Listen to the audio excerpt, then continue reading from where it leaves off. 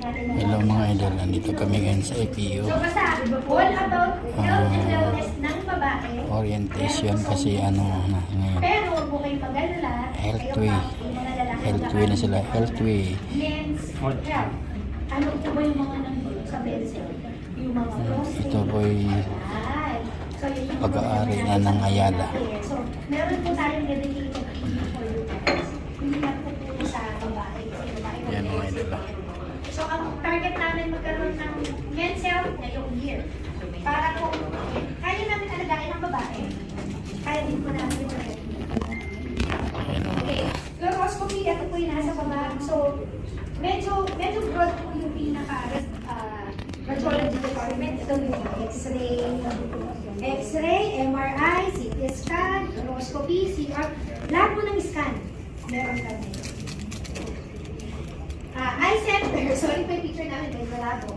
Pero eye center po yan mamaya pagka nag-ikot tayo. Yeah. Kasama po naman kayo sa hospital tour, no? Kahit sa magka-traffic tayo Monday boys yan. CCU, yan po yung pagkatapos sa so, Aspirant niyang katabi mo.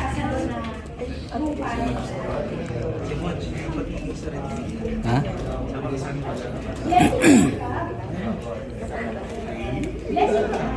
So, CR, nag-review isang klase ng pag-scan ng ating katawan. Sa FUNRF, yung cardiovascular. Ito po yung heart and vascular. So, yung sabihin, ito po yung pinaka-first patient natin ng June. 41 years old. Kailan naman ano nyo? Kailan nagtan nyo? Sino po ba yung 41 years? Huwag muna kayo sa akin eh. 41. So, kailangan talaga natin gawin.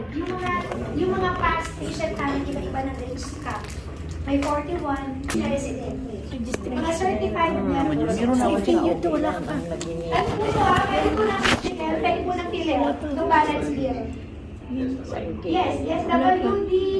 Pero yung dialysis sir, through PLL na pag-ibig. Because, kailangan namin na nalaman ako sa so, naging tayo na,